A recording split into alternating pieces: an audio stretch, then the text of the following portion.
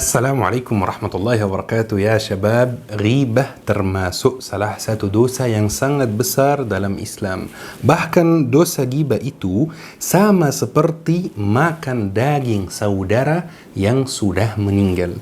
Tetapi dalam Islam juga ada 6 situasi di mana ghibah itu tidak terhitung sebagai dosa. Jadi alias boleh ghibah dalam 6 situasi tersebut. Tetapi ya syabab, sebelum saya menyampaikan dalam kajian hari ini apa 6 situasi ini, saya ingin mengingatkan bahwa dosa ghibah ini dosa yang sangat besar. Seperti yang saya bilang tadi, itu seperti makan daging saudara yang sudah meninggal. Coba bayangkan teman-teman, ada yang meninggal, terus ada jenazahnya. Pas mau dikuburkan, datang orang aneh dari jauh gitu, dia mengambil mayatnya dan mulai potong-potong dagingnya dan makan sambil merasa senang karena dagingnya sangat enak. Kira-kira bagaimana reaksi kita terhadap orang aneh itu? Ini dosa ghibah, dihitung sebagai dosa makan daging saudara yang sudah meninggal. Mohon maaf jika agak sulit membayangkannya ya. Bismillah, semoga kajian hari ini bermanfaat.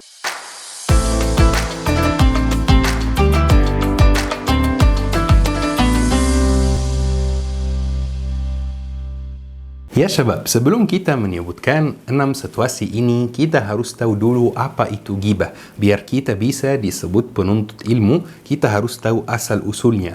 Bukan hanya tanya dan jawab, like, komentar, share, sudah.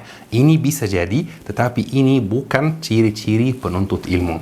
Jadi Rasulullah pernah bertanya para sahabat, "Atadruna mal ghaibah?" Tahukah kalian apa itu ghibah?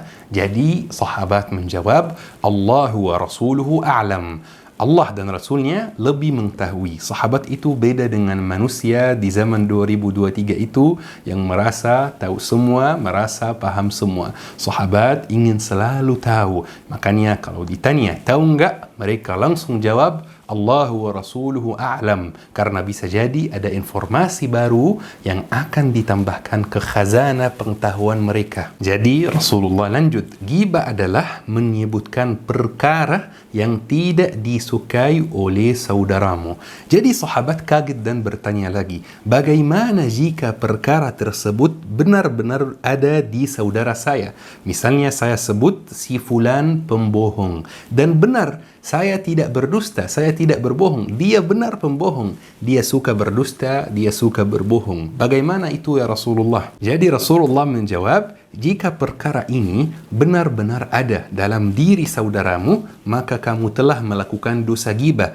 Jika perkara ini tidak ada dalam diri saudaramu, maka kamu telah berdusta di atas namanya. Jadi ya syabab, inilah definisi dosa ghibah. Kalau kita misalnya berbicara tentang orang, berbicara tentang si A, tolok ukurnya dia akan suka omongan kita atau tidak. Jika dia akan suka omongan kita, maka ini bukan ghibah. Misalnya saya bilang si A itu baik, si A itu dermawan. Ini bukan ghibah karena pasti dia akan suka dibilang baik dan dia akan suka dibilang dermawan. Tetapi jika informasi yang kita omongi ini dia tidak bakal suka, maka baru ini termasuk atau terhitung ghibah. Misalnya kita bilang si A itu suka marah-marah. Walaupun benar dia suka marah-marah, kalau dia tidak bakal suka omongan saya ini termasuk ghibah teman-teman. Walaupun informasinya benar, termasuk ghibah, terhitung dosa besar. Tetapi kalau informasi yang saya omongi ini tidak benar, yakni misalnya saya bilang si A itu pencuri, tetapi dia bukan pencuri, dia tidak pernah mencuri siapapun. Jadi informasi yang saya sampaikan tidak benar. Ini dosanya lebih besar dari dosa ghibah. Dosa berdusta atas nama saudara. Ini lebih besar lagi. Walaupun itu ya syabab, ada 6 situasi dalam agama Islam di mana membicarakan keburukan orang lain itu tidak terhitung sebagai dosa ghibah. Tetapi ya syabab, ini bukan untuk digunakan secara berbicara sembarangan. Bismillah, situasi yang pertama adalah al-tazallum atau melaporkan. Misalnya ada orang yang menipu kita, ada orang yang mengambil uang kita, ada orang yang mencuri barang kita. Kemudian kita ingin tazallum. Tazallum itu artinya melaporkan. Kita ingin melaporkan kepada waliul amr, melaporkan kepada pihak yang berwenang. Pas kita melaporkan, pasti akan kita membicarakan keburukannya. Wahai fulan, atau wahai misalnya pihak yang berwenang, ini dia menipu saya, dia mencuri barang saya. Ini termasuk membicarakan keburukan orang lain kan? Tetapi tidak terhitung sebagai dosa ghibah karena dalam rangka melaporkan. Dan ya syabab, hati-hati, hanya untuk melaporkan, bukan untuk curhat, bukan untuk mengadu, hanya melaporkan. Melaporkan ke polisi, melaporkan ke hakim, melaporkan ke pihak yang berwenang, melaporkan ke orang yang bisa mengembalikan hak saya yang diambil orang itu. Baik ya syabab, situasi kedua kita diperbolehkan untuk ghibah adalah an-nahy 'anil munkar, melarang kemungkaran. Saya kasih satu contoh biar lebih jelas. Misalnya antum balik ke rumah malam-malam, antum mau masuk jalan raya dekat rumah, antum lihat anak tetangga lagi mengonsumsi narkoba misalnya. Ini kan mungkar ya, dan ada kewajiban untuk melarang hal tersebut. Jadi apa langkah pertama yang antum akan lakukan? Langkah pertama adalah menasihati dia secara baik-baik. Pergi ke dia, tidak harus di hari yang sama, mungkin hari selanjutnya. Bicara bersama dia, apa yang kamu lakukan ini salah, hati-hati kesehatanmu, dan boleh mengancam, lapor ke orang tuanya misalnya, boleh mengancam dia, tidak masalah, halal. Jadi antum sudah menasihatinya, langkah pertama. Tetapi beberapa hari kemudian antum lewat di tempat yang sama, ternyata dia masih mengonsumsi narkoba. Maka di kondisi itu antum boleh pergi ke orang tuanya dan kasih tahu orang tuanya tentang keburukan yang dia lakukan demi kebaikannya. Pas kita lapor ke orang tuanya, pas kita kasih tahu orang tuanya, ini kan kita membicarakan keburukannya, dia mengonsumsi narkoba, tetapi tidak terhitung sebagai ghibah karena dalam rangka al-nahyu 'an al-munkar, melarang kemungkaran. Tetapi ya syabab, hati-hati, kasih tahu orang tuanya saja atau kasih tahu pihak yang bisa bertindak saja, bukan kasih tahu semua warga kampung ya, bukan membuka aib dia depan semua orang, bukan, hanya atasannya, orang tuanya, pihak yang bisa misalnya bertindak atau yang lain. Hanya itu yang bisa kita kasih tahu kepada mereka. Baik ya syabab, bismillah, situasi ketiga di mana kita boleh ghibah dan tidak terhitung dosa ghibah adalah al-istifta atau meminta fatwa atau meminta pendapat ulama. Misalnya antum punya masalah sama suami, kemudian antum mau minta pendapat ulama. Kira-kira ini boleh nggak dalam Islam? Afdalnya ketika antum bertanya, antum tidak menyampaikan kepada ustaznya atau syekhnya bahwa masalah ini di antum. Misalnya antum bertanya seperti ini, ya ustaz, ada teman saya yang pernah melakukan seperti ini. Ini halal atau tidak? Tetapi kadang-kadang dalam beberapa kondisi ustaznya perlu tahu nama suami, khususnya kalau misalnya ustaznya kenal sama suami, biar bisa kasih fatwa yang tepat, biar kita bisa kasih tahu pendapat yang tepat.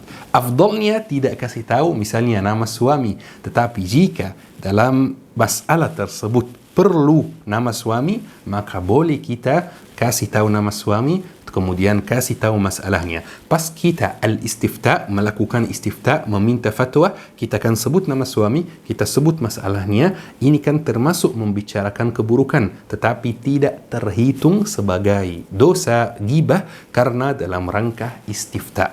Tetapi teman-teman, tetap lebih afdalnya tanpa nama sama sekali, hanya menyebutkan nama jika dibutuhkan. Baik ya syabab, situasi berikutnya adalah tahdhirul muslimin, mengingatkan sesama muslim. Mengingatkan dengan apa? Biar saya kasih satu contoh biar lebih jelas insyaAllah. Misalnya si A mau melamar si B, kemudian si B datang kepada kita atau ayah si B datang kepada kita, bertanya kepada kita, kira-kira akhlaknya si A itu bagaimana? Kira-kira si A itu itu orang baik atau tidak? Kira-kira si A itu salat atau tidak? Kira-kira si A itu makan uang haram atau tidak? Jika kita dekat dengan si A, jika kita tahu informasi tentang si A, maka kita wajib menyampaikan informasi yang jujur kepada ayah si B. Walaupun informasi yang kita sampaikan ini mengandung aib, mengandung keburukan, wajib kita sampaikan dengan jujur karena ini dalam rangka tahdzirul muslimin. Tetapi teman-teman, kita menyampaikan informasi buruk tersebut jika ada yang meminta pendapat kita. Ayah si B datang kepada kita meminta pendapat. Kira-kira si A itu akhlaknya bagaimana? Bukan kita yang dengan sukarela pergi ke ayah si B dan menyampaikan semua informasi yang kita tahu. Tidak boleh. Ini ghibah, bahkan dosanya lebih besar. Biar saya kasih satu contoh lagi. Misalnya teman antum mau bekerja sama dalam bisnis dengan pengusaha tertentu. Jadi teman antum pergi ke antum dan bertanya, antum kan kenal sama pengusaha tersebut, ini tetangga kamu. Gimana akhlaknya? Kira-kira orangnya baik atau tidak? Kira-kira dia makan riba atau tidak? Kira-kira dia jujur atau tidak? Maka antum boleh menyampaikan informasi yang jujur tentang pengusaha tetangga antum itu yang mau berbisnis sama teman antum, walaupun informasi ini mengandung aib, mengandung keburukan, tidak termasuk ghibah karena dalam rangka tahdzirul muslimin, yaitu mengingatkan sesama muslim. Baik ya syabab, barakallahu fikum. Situasi berikutnya, dan situasi berikutnya ini nomor 5 ya kalau nggak salah ya. Ini jarang sekali terjadi di zaman kita, tetapi pernah ada di zaman yang sebelum kita, yaitu menyebutkan nama orang atau orang yang julukannya mengandung aib atau mengandung keburukan. Misalnya salah satu tabi'in namanya Abdurrahman bin Hurmuz. Tetapi nama Abdurrahman bin Hurmuz itu tidak terkenal sama sekali. Dia terkenal dengan nama Al-A'raj atau orang pincang. Ya, ini kan nama mengandung aib, mengandung misalnya keburukan, mengandung hal yang mungkin bikin dia sedih. Tetapi masalahnya tidak ada yang kenal nama aslinya. Makanya dalam ilmu hadis kalau kita melihat silsilahnya, lihat perawi hadisnya, kita bakal ketemu Abdurrahman bin Hurmuz, kita tidak kenal dia. Makanya dalam kondisi ini kita boleh pakai namanya, yaitu Al-A'raj, orang pincang, walaupun namanya harusnya tidak dipakai.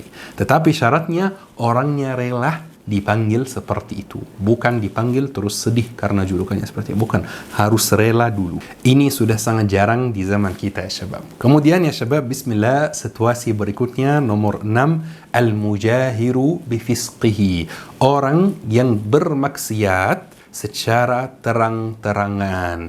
Dia terang-terangan mengonsumsi narkoba. Dia terang-terangan memperlihatkan orang lain hubungannya yang haram dengan lawan jenis misalnya. Dia terang-terangan mencuri. Dia terang-terangan melakukan maksiat tertentu. Ini tidak ada dosa ghibahnya teman-teman. Jadi kalau kita misalnya membahas topik seperti ini, topik tentang maksiat misalnya, kemudian kita menyebutkan namanya sebagai contoh, ini tidak ada dosa ghibahnya karena memang dia terang-terangan berdosa, bukan berdosa secara sembunyi-sembunyi. Dan saya mengutip kata Imam Nawawi, man jahara bifisqihi aw bid'atihi jaza dhikruhu bima jahar duna dhikruhu bima lam yajhar bihi. Barang siapa yang terang-terangan bermaksiat, maka boleh maksiatnya yang dilakukan secara terang-terangan disebutkan.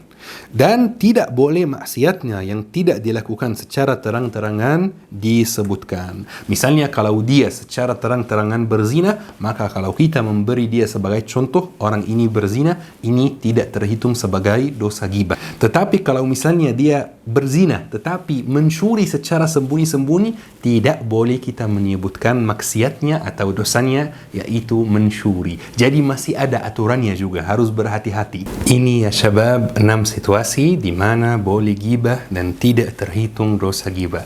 Tetapi ingat juga ya syabab bahwa nanti di hari kiamat akan datang sekelompok orang yang ibadahnya Masya Allah luar biasa, salatnya Masya Allah luar biasa, haji, umrah, sedekah, tetapi semua ibadah ini akan dihilangkan pahalanya dan mereka akan dilempar ke dalam neraka. Kok bisa? Karena mereka selalu membicarakan kekurangan orang lain. Mereka membicarakan kekurangan dan keburukan diri sendiri. Mereka membicarakan kekurangan dan keburukan bapak dan ibu sendiri.